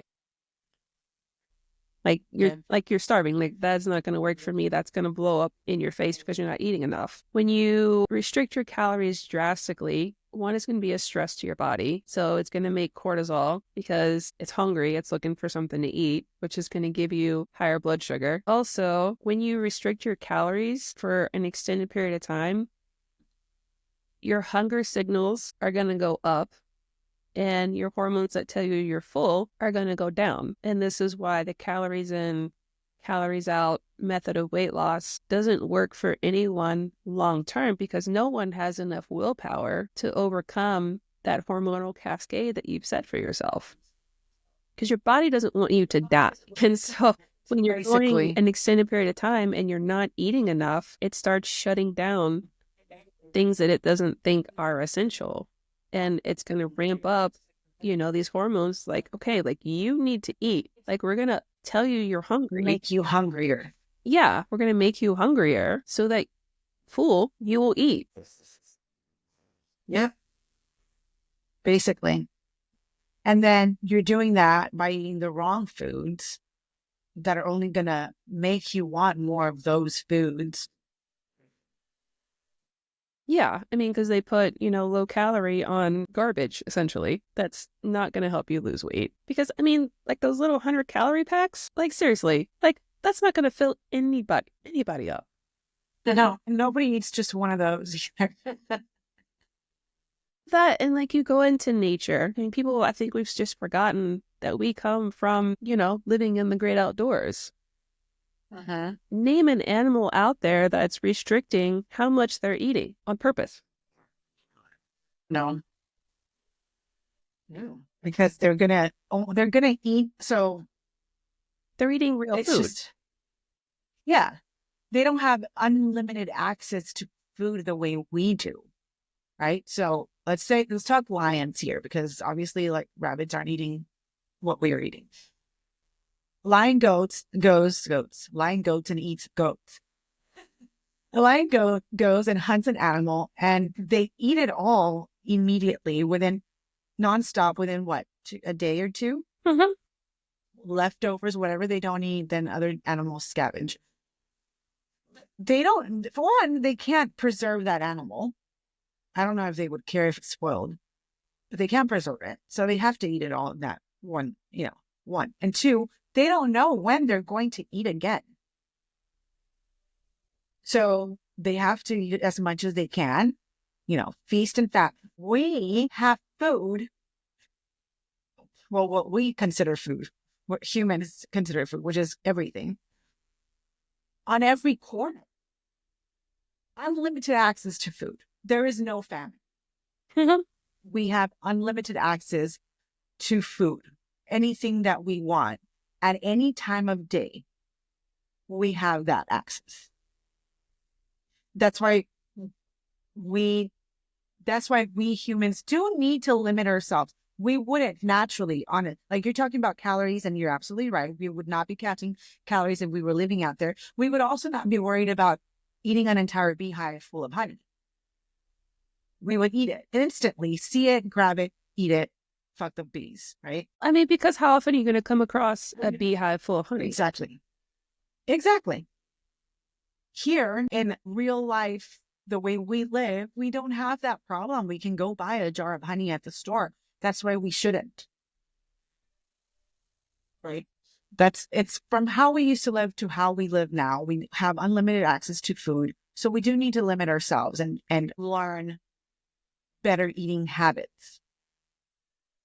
Calorie counting would be okay if you were doing the right kinds of food. And even then, limiting yourself to 1,200 calories, it's not. But it's what you're eating that's really going to make the difference on whether or not you see results in your body, That and health, body composition. when you switch over to real food, whole foods, there's not as many calories in that food. And so you have these people that are used to eating these toddler portions of things. And I'm like, no, that's like no food. That's no calories. Getting people to eat more volume because real food doesn't have the same caloric density as a lot of these Well, I processed mean, foods. steak and ground beef have a pretty high calorie uh, amount, but it's not the same, right? So 400 calories of steak is not 400 calories of pretzels and I don't know what else. I don't know, whatever they eat. I don't even Well, know what they because eat nowadays. it's all fat and protein. And so you're not going to Right. get this blood sugar spike that you would with the pretzels, which you're going to Right. Your go up. body's going to do different things with it completely. Yeah, the steak's going to fill you up. The pretzels are not. And so, like, I will say, like, when you first switch over to eating more this way, initially you leave the house and say you're out running around, you're like, I just need a quick something to eat. On the surface, it looks like there are no options because it's all fast food, convenience stores, restaurants. They're not putting their best foot forward most of the time. And so it's really just learning how to look at where to get food options differently. So like I'll go into say like a burger joint, say you're traveling, and I ask them, okay, like how many ounces is a hamburger patty? And then I order 12 to 16 ounces of just hamburger patties. And yes, they look at me like I'm weird, whatever. I just get my meat and I go. And so, like you can go into a gas station, like you can find cheese sticks and uncured lunch meats and hard-boiled eggs. A lot of times they'll even have, like a little fruit basket. So, I mean, the choices are there. It's just learning where they are. Yeah. I do feel like it's almost even more so than on the paleo diet. On the carnivore diet, I have more options when it comes to food. There is more availability. And I don't know if that's come from, like you said, you just learn where to find the food, or I'm definitely not looking for packaged food that say paleo. I'm, looking for beef sticks and cheese and, boiled eggs. And if that's not there, then I'm not, obviously there's nothing to eat. But there is that. Like, I feel like I have more options. It's weird. Like, because so many people are like, carnivore diet is so restrictive. I feel like I have lots of options. I I have mean, no worst problem. case, like go to a I can grocery eat store, anywhere. go get some, uncured lunch meat. A lot of stores now sell hard-boiled eggs, already cooked, peeled, ready to go. Get some cheese, and it's going to be cheaper. In South Texas, HEB Mhm. literally has trays, little trays that have ham, a boiled egg, cheese, cubed up ham, a boiled egg, and maybe like a little thing of almonds or something. The options are there. Yeah. It's just realizing they're there. I mean, I know like for some reason McDonald's is everywhere, but if you're traveling and like that's your only option, because sometimes that's all there is in the middle of nowhere America, go in and ask them for, 4 folded eggs. And then you ask them for like Canadian bacon, and then they'll put it all in a little box for you. And when it comes out, you take your 2 of your eggs and you put the Canadian bacon in the middle and you eat it like a sandwich. Just McDonald's use real eggs. I think so. I mean, I don't know. When options are limited, like, Yeah, but still you want it to be real eggs. yeah, I know that a lot of fast food restaurants do use real eggs, but a lot of them don't, right? They just use, I don't even know what they would use, but it's like powdered eggs. That's what they use. I know, I don't know if McDonald's uses. like Starbucks little egg things have a ton of ingredients. They're not just eggs. No, of course not. That's very delicious. Not that I've had any, but I assume they are. They look delicious. They're all right. They don't really fill you up. Yeah. And they're expensive. Anyway, yeah. So, yeah, the options were there. Unlimited. The Women's Health Initiative Perfect. study, this was done 50,000 women, 7 years, and they looked at all these different things of how they affect women's health. And so these women reduced their caloric intake by 350 calories a day, and they were getting 20% of their calories from fat, 5 or more servings of fruit and vegetables, and 6 or more servings of grain, which is, basically like food pyramid stuff. Over 7 years, cutting their calories 350 a day for 7 years. You know how much weight they lost? Collectively, 1/4 pound. 350 calories a day. For 7 years. And yet, I don't understand how people are still advocating the calories in, calories out method. And I think a large part of it is because then they can blame you and your willpower. Like, oh, you didn't try hard enough. You didn't want it bad enough. Because then it keeps people from going, wait a minute, maybe there's something wrong with our food. Because people aren't looking at that. It's like when you're checking out at Target and they got the little Coke machine there, and in the bottom corner on the front of the refrigerator, it says, balance what you eat with what you do.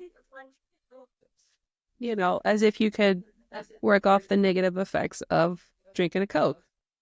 You can't. It's impossible. It's impossible to burn more calories than you consume. No, it's impossible. Okay, the point is it's impossible. Like you burn a lot of calories, but like one cookie, so if you get on the treadmill to burn off a cookie, it will not happen. It will not happen. You do not burn whatever amount of calories the cookie was in walking for 30 minutes. Even then, that's not the benefit of walking. And this gets into step 5 in our little book of exercise is 10% of weight loss. Sleep is 10%.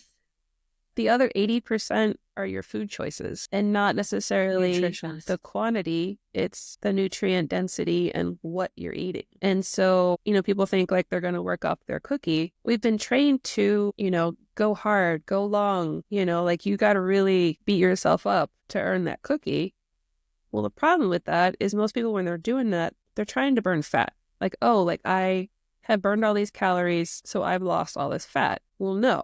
Because your heart rate was too high that entire time. So your body wasn't able to access body fat for energy. One, you haven't been eating in a way to remind your body how to use fat for fuel. And then you go exercise really hard. Your body needs oxygen to burn fat. And so when you're doing this overly vigorous exercise, you're just burning sugar, which is then going to drop your blood sugar. Afterwards, you're going to be hungry. And you're going to want to have carbs, sugar, and you're going to say, oh, like, well, I worked really hard. Like, I earned my cookie, so, like, I'm going to go eat it. But unless you're in a laboratory setting where somebody's monitoring how much sugar is going into your liver and your muscles, you're going to eat more than those two can hold, and the extra is going to get stored as body fat. Yeah. Yeah. But I see this all the time, especially women in perimenopause, menopause, they start gaining weight and they start like, I'm going to exercise really hard. One, I'm going to get up early, messing with their sleep. Two, I'm going to exercise really hard 5 days a week. That's too much stress on the body. You're exercising at a heart rate that's too high. You're not sleeping. You're not recovering. Your And you cortisol's burn high. calories. Yeah, because they're chasing calories, thinking that that's going to work. Whereas opposed to if you slept in and you went for a leisurely walk 5 nights a week, that is going to serve you so much better than this super high intensity chronic cardio. Yeah. No. Cardio, it's not used properly. Walking will 100% get you more better results. Not to mention, here's what I see. If you go run a mile really fast, as fast as you can, or 2 miles, right? And then you're done, you run the mile, you're done, you're like, I did so much. So I sit down, I don't have to do anything anymore, right? Versus you walk all day. You go out for a walk, it was leisurely, whatever, but now the rest of the day, you live a normal human life, which includes walking all day, most of the time, right? And so you end up actually having gotten more activity by walking than by running, right? So you run, you're like, oh, I'm done. I don't have to do anything anymore. Also, let me carb up or let me eat because I'm hungry. You end up moving less and eating more when you do chronic cardio than if you just walk and lift weights. Yeah, there's a lot of this. Sisson calls them active couch potatoes. So like you spend Yeah. most of your day in a sedentary state, and then you go out for 1 hour and you do some crazy workout. Like that's not recipe for health either. No, you want to move all day as much as possible. You know, Rest, sure, sit down and be a couch potato for a little while, but the majority of the day you want to be moving around, constantly changing positions, walking up and down, doing things, being active. That's how humans are meant to be. yes, I always go back to, you're a hunter gatherer. What would you do in your daily life as a hunter gatherer? You would move around a lot at a leisurely pace because we wouldn't have survived if hunter gatherers said, okay, like I need to go run hard for an hour every day. Because, like you said, we don't have food on every corner. They didn't know when they were going to eat again. So lots of movement at a leisurely pace, meaning you should be able to breathe through your nose exclusively. If you get to where you have to inhale through your mouth because you're, oxygen deprived, that means you're going too fast. Because that's the other thing you see. You go out for a walk with girls and they're like on this, like, power kick, like we're going to walk like super fast. And I'm like, no, it's not what we do. I see him out on the trails. I did a group like hiking event where I was like, all right, we're going to stick to nose breathing on this hike, meaning we're going to walk at such a pace where we're using fat for fuel. And these women at the end, they're like, wow, like that feels completely different. I'm not hungry. I'm not fatigued. I feel energized. This is completely different than what I usually do. And you're able to hold an entire conversation while you're doing it too. And also the whole leisurely thing, it actually changes because my husband and I go on a lot of walks. We go at a leisurely pace, but I've noticed how we're actually walking really fast and it's still leisurely to us, but I guess because we do it a lot, we actually walk really fast and we hold entire conversations the entire time. And then I'll be like, oh, wow, we did this many miles in this little period of time. So leisurely is going to depend on the person as well. For sure.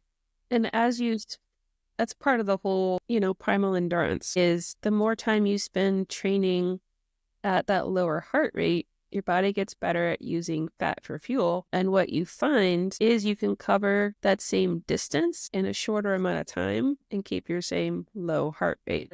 So, yeah, so I guess the point of what we're saying right now is that it doesn't have to be hard. You don't have to die every time you work out. You don't have to, sure, if it's fun, sometime you want to do something that was fun and really, really hard, cool, that's fine.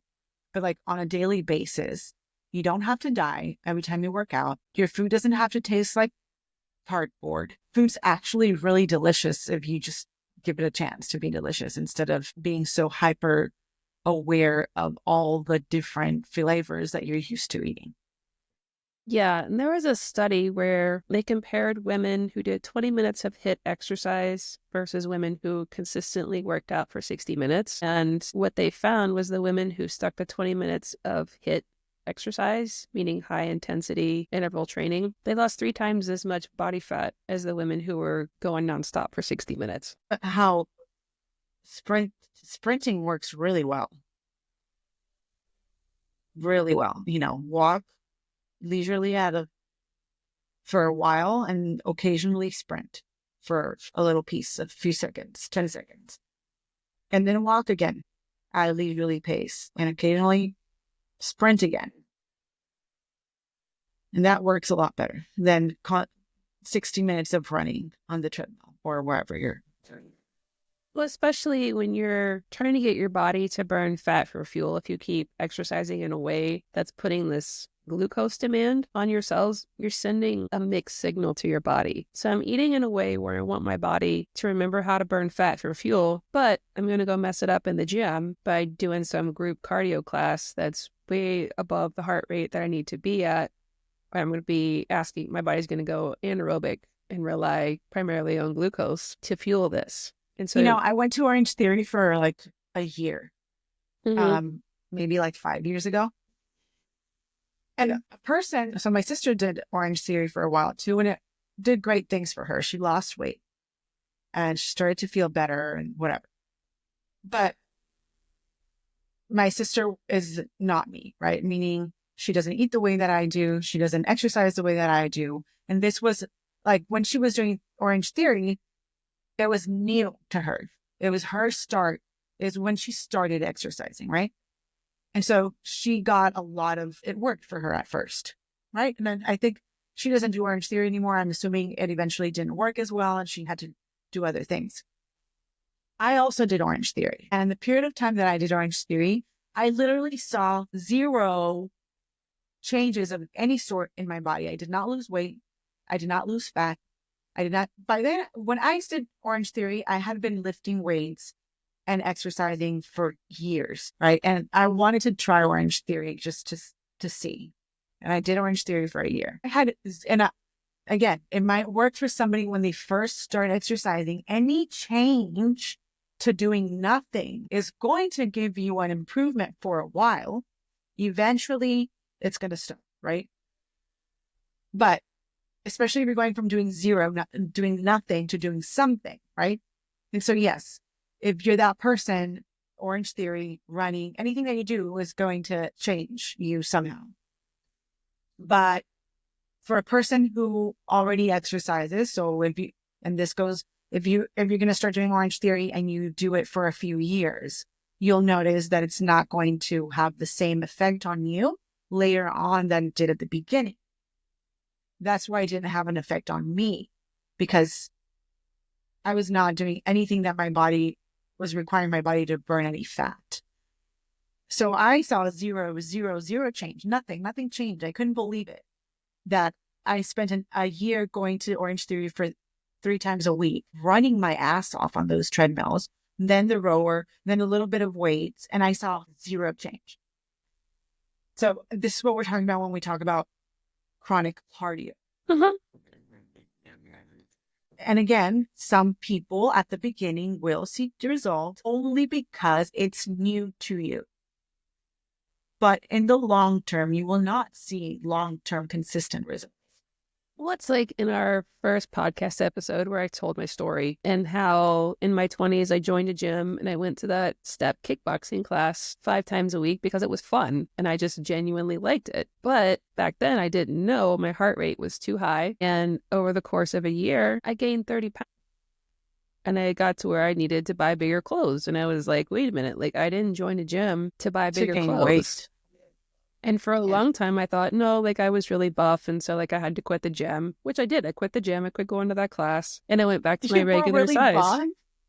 No, I wasn't. Like I was looking back on it. I was pudgy fit. You know, those people that you see in the gym that are there all the time, but they always have like that pudge. Like they never really get defined. Yeah. It's their diet mainly. Yeah. And it's like, especially this time of year when everyone's, you know, new year, new me, all this stuff. And you go in and you see them going way too hard on the treadmill. And I just want to go in and be like, okay, come over here. Let's get Get you off the off the treadmill. treadmill. Let's go lift some weights. Yeah. But they don't know. I mean, I started going to the gym recently too, because I usually work out in my garage. But we were kind of bored, so we decided to join the gym for a while. We're doing the same thing, but we're doing it at the gym now, right? But it's difficult to watch everybody else and not say anything or try to. I don't say anything to them, obviously, but a lot of times I'm just like, And it's not, I don't want to sound judgy, but it's like you see how people have been conditioned to believe that this is what they need. And it's sort of like when you go to the grocery store and you know, you see the girl with the lean cuisine, Diet Coke, and low fat yogurt. Like you see how people have been conditioned to believe like these things are healthy. These things are going to help me get to where I need to be. Like I see someone that struggles with weight and I see somebody who has done exactly what they were told to do, and they've done it more yeah, than once, and it's not their fault. And I want to go up and be like, let me help you. I can make yeah, this so simple for you. yeah. I mean, they're doing what they were taught to do. Mhm. So it's not their fault. It's their fault when you try to help them and they don't believe you. I know you have people like that in your life. For sure. I mean, because we're seeing the complete opposite of what has been indoctrinated into them. You know, we're seeing like, okay, you need to eat lots of red meat. You put butter on everything, The lots of opposite of what eggs. they've been taught. Yeah.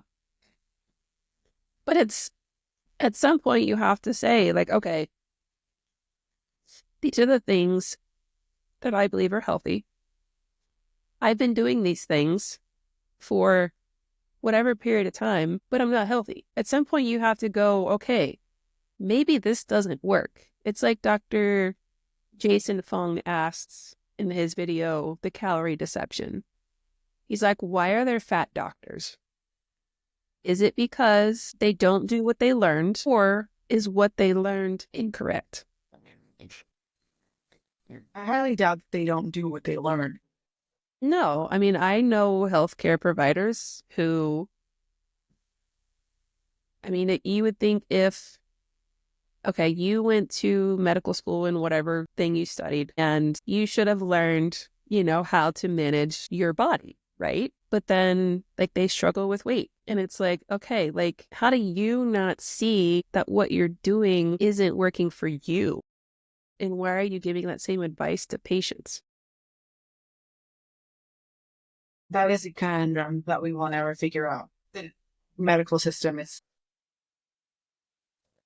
Put it mildly. it's the truth. I don't trust doctors for anything. And I hate the thought of having to, and talking to them or scheduling an appointment or it's the most I scheduled an appointment with my gynecologist, or not my gynecologist because I don't have one, but a gynecologist 6 months ago. My appointment was my appointment was supposed to be December 1st. The day before, they called me and because the doctor wasn't going to be there and they wanted to reschedule me, but she only has appointments for new patients until January 30th. So they extended me almost 2 months. And then January 29th, they called me and rescheduled me again. Are you kidding me? I'm not kidding you. Like, if I were sick and dying, that's it. I would be dead right now. Like, how in the this is what 6 months I've been waiting for them to see me. And honestly, I mean, I don't even want to go, which is probably why I'm like, oh, if I'm gonna have a bite. They just keep pushing my appointment out every time. That it's the day before they call me and reschedule me. It's ridiculous. Yeah, I would have broken up with that relationship already. Like, no, I don't no. Well, yeah, I just don't want to have to go through the hassle of calling more doctors and making an appointment. Like, I just hate doing it so much. And I'm just like, Okay, whatever. Call me when you guys are ready to see me. And honestly, I don't want to go that badly. And I'm not sick, thankfully. I don't need to see them. There was Which a begs the guy, question why I'm even trying. I saw a reel yesterday where he was talking about all the things that women go through when they go to the lady doctor. And he's like, It's I what had no idea. He's like, I just thought, you went in and they look and like, all right, you're good. He's like, I didn't know all these other things happen. No wonder my wife never wants to go. it's horrible. Yeah. It's horrible. Anyway, the lady that they finally scheduled me with is apparently a certified, what do you call it? The ones that help women give birth? Obstetrician? No. The Doula? ones that used to help women give birth. A doula? Midwife. Midwife. Okay. She's a certified midwife and she's a nurse practitioner. So I have hopes for that Okay. more than if she was just a doctor.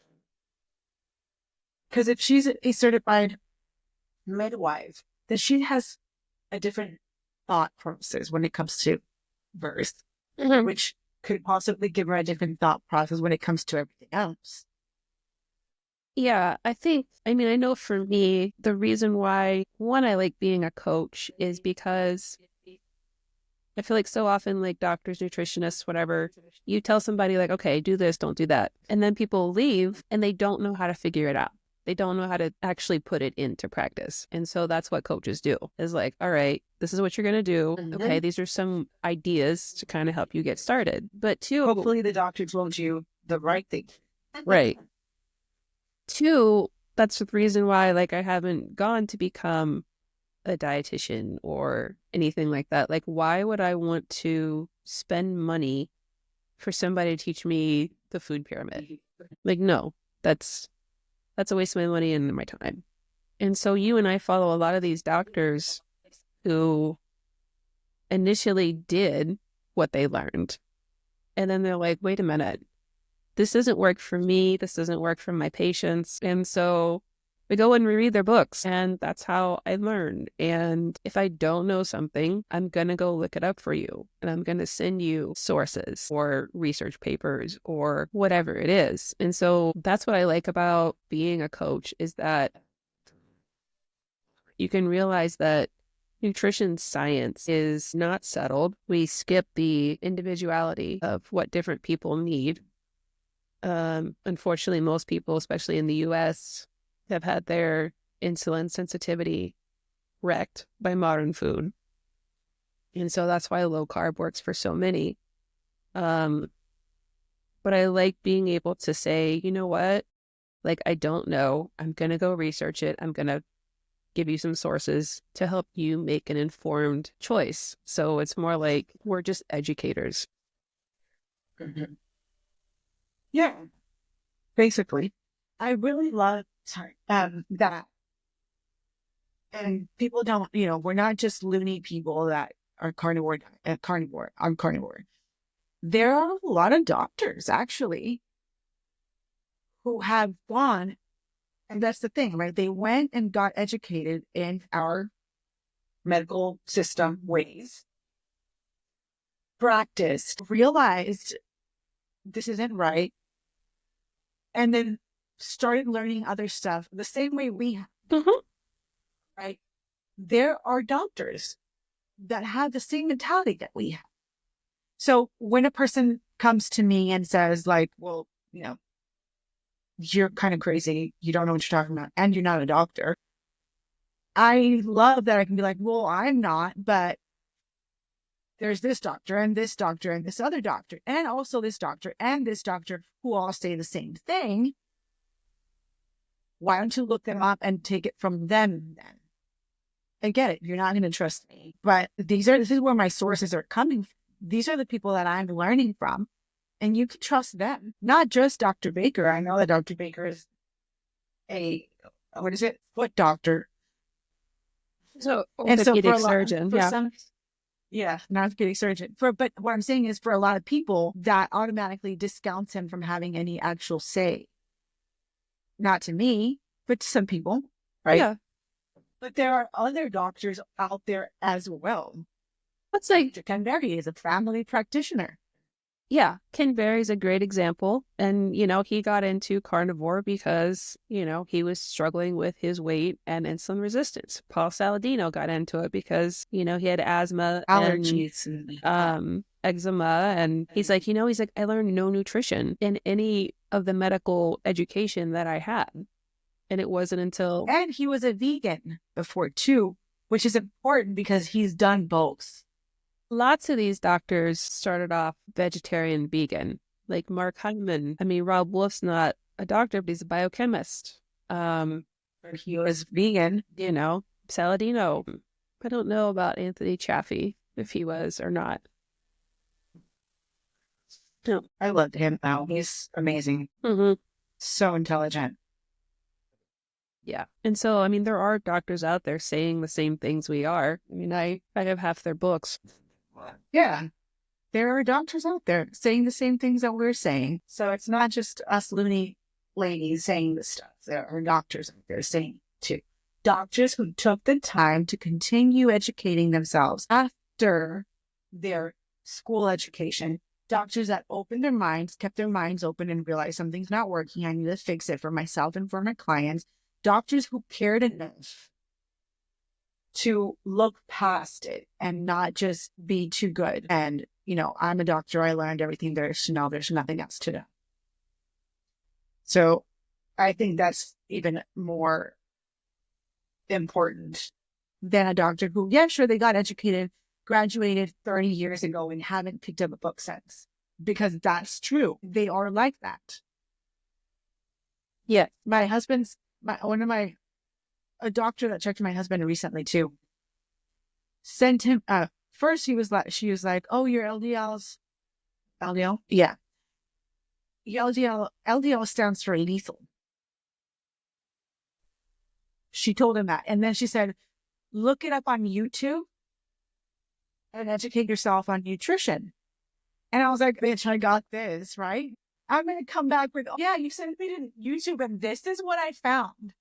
Okay, there is so much out there. Ken Berry, So Saladino, Baker. Seriously? Oh, but you told me to look on YouTube. This is what I found on YouTube. Why is it any different from just because they're not saying what you're saying? Mm-hmm. Maybe you're the one who needs to educate yourself.